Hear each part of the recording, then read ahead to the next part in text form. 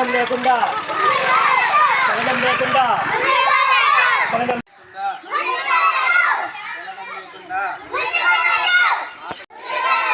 చలనం లేకుండా మాట లేకుండా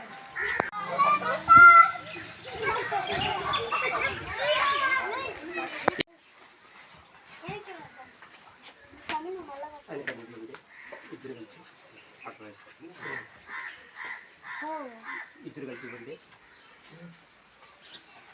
స్టీఫెన్ హాకింగ్ జయంతి సందర్భంగా పూర్తిగా నడవలేనారు. అలాగే పట్టణ ఉపాధ్యాయులు వెంకటరాములు గారు ఇద్దరు కలిసి ఈరోజు బండి పంపిణీ కార్యక్రమం చేస్తున్నాము. గుడ్డప్ప గారు, మీ బండి యొక్క రిపేర్ కార్యక్రమం ఏమన్నా ఉంటే మేము వాళ్ళ దృష్టికి తెచ్చి బండి రిపేర్ చేపిస్తాము. తర్వాత నీకు 10,000 రూపాయలు బెడ్ పేషెంట్కి ఇస్తారు కదా, అది ఓపెన్ అయినప్పుడు మేము స్వచ్ఛంద సంస్థ దృష్టికి తెచ్చి ఆ విషయంలో మేము సహాయ సహకారాలు అందిస్తాము. ఈరోజు స్టీఫెన్ హాకింగ్ జయంతి సందర్భంగా ఆహ్వానించాము. అలాగే కొత్తగా వచ్చిన మన చిన్నూరు ఎంపీ ప్రైమరీ స్కూల్ ప్రధానోపాధ్యాయులు వెంకటరాముడు గారు వచ్చారు. చిన్నూరులో చదువుతున్న విద్యార్థులందరూ ఈ కార్యక్రమానికి విచ్చేశారు. చిన్నూరు గ్రామంలో ఉన్న బెడ్ పేషెంట్ అందరికీ పండ్ల పంపిణీ ఎందుకు చేస్తున్నామంటే వృద్ధులకు పిల్లలకు ఒక అవినాభావ సంబంధం ఏర్పడాలా, వాళ్ళకు ప్రేమ గురించి తెలుసల్లా, ఆప్యాయత గురించి అని తెలుసల్లనే ఉద్దేశంతో ఈ కార్యక్రమాన్ని వినూత్నంగా చేపట్టడం జరిగినది. ఈరోజు కేతా లోకేష్ గారు వెంకటరమణ కూడా శాశ్వతంగా వృద్ధుల కోసం దివ్యాంగుల కోసం సేవలు అందించడానికి కార్యాలయం కూడా కాసేపట్టు మేము ఓపెన్ చేస్తున్నాము. డాక్టర్ నరసింహుడు గారు అడిగిన వెంటనే సహకరించారు. సార్ పలానా కార్యక్రమం ఉంది, మీరు సహకరించండి అంటే వెంటనే ఆయన సహకరించి ఈరోజు రాలేకపోయారు.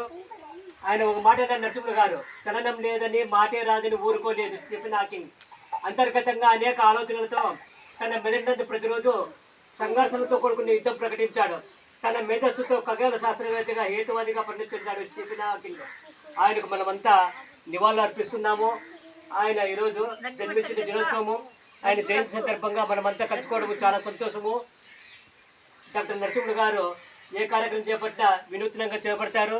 ఈరోజు అనివార్య కార్యక్రమం వల్ల ఆయన రాలేకపోయారు. స్వచ్ఛ సంస్థల ప్రతినిధులు కూడా ఇంకా కాసేపట్టు చాలామంది వస్తారు. పిల్లలతో ముఖాముఖి కార్యక్రమాలు ఉంటాయి. ఇక్కడికి విచ్చేసిన మన స్టీఫెన్ హాకింగ్ జయంతి సందర్భంగా ఒక అద్భుతమైనటువంటి కార్యక్రమాన్ని నిర్వహిస్తున్నారు. వారందరికీ పేరు పేరున ధన్యవాదాలు. మరియు పిల్లలకి వృద్ధులకి ఒక మంచి ఇటువంటి కాలంలో మంచి సత్సంబంధాలు ఏర్పడడానికి ఇటువంటి ఎన్నో కార్యక్రమాలు ఇంకా జరగాలని కోరుకుంటున్నాను. అలాగే హాకింగ్ గారి జయంతి సందర్భంగా మన అందరము కలిసి ఆయనకు ఘనంగా నివాళులు అర్పిస్తూ ముందు కూడా ఈ మన స్వచ్ఛంద సంస్థల ద్వారా ఆయనకి సేవా కార్యక్రమాల్లో పాలు పంచుకోవడానికి ముందుకు వెళ్దామని ఆశిస్తున్నాం.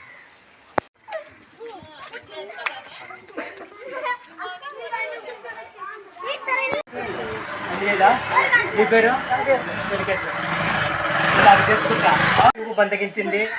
ఆయన మానసిక వికాసం కోసము రేపటి రోజు బత్తలపల్లిలో పునరావాసం కల్పిస్తున్నాము. తన ఇల్లు రెండింళ్ళు ఈరోజు నుంచి చిన్నూరు తన ఇల్లే, మన ఆశ్రమం తన ఇల్లే. ఎప్పుడైనా రావచ్చు పోవచ్చు. నీ పెన్షన్ కూడా మాకు అవసరం ఏం లేదు. పూర్తి స్థాయిలో నీకు ఉదయం టిఫిన్ భోజనము ఏమైనా బాలగొట్టి చూస్తాము. ఈరోజు ప్రత్యేకంగా స్టీఫెన్ హాకింగ్ జయంతి సందర్భంగా ఈ కార్యక్రమాన్ని చేపట్టినాము. రేపటి నుంచి నువ్వు ఎటువంటి ఎదారి పెట్టుకోకుండా టెన్షన్ ఫ్రీ అయ్యి బత్తలపల్లిలో ఉన్న వృద్ధుల వైద్యాశ్రమం నందు అదొక విడిది కేంద్రంగా ఉంది. అక్కడ చేరడానికి ఈరోజు స్వచ్ఛంద సంస్థల కలయికతో విద్యార్థులతో ఆంజనేయుల ఇంటికి వచ్చినాము. ఆంజనేయుల ఆరోగ్యం బాగుండాలని కోరుకుంటున్నాను.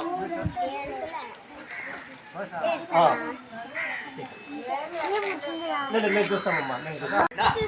సరే అది పడి చూసుకో, ఇస్తాను నీ గడ్డానికి ఇస్తాను. ఇస్తే కొంచెం ఇస్తాను నేను, గడ్డానికి 50 ఇస్తానులే.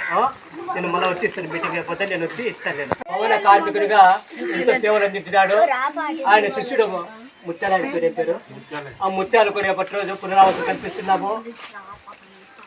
రాముని పలకరించడానికి ఈరోజు కేతా లోకేష్ గారు, ఉపాధ్యాయులు, విద్యార్థులందరూ వచ్చినారు. రాముని కలవడం నాకు చాలా సంతోషంగా ఉంది.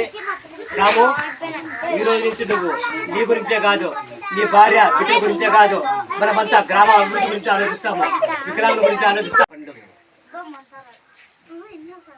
ఈ రోజే మనకు కొత్త సంవత్సరం పండగ, మొన్న కాదనమాట. ఎందుకంటే స్టీఫెన్ హాకింగ్ జయంతి. ఆయన చూపు లేకుండా ఏం లేకుండా కూడా ఇంత ముందుకు పోయినాడు.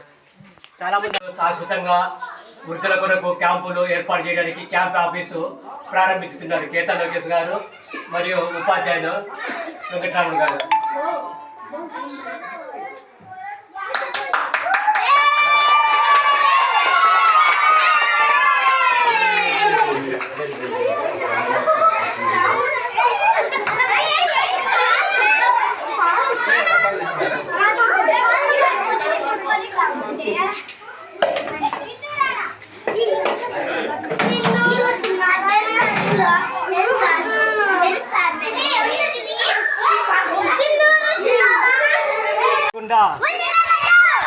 లేకుండా డాక్టర్నే మీరు ఎక్కడ ఉందండి ఎట్లా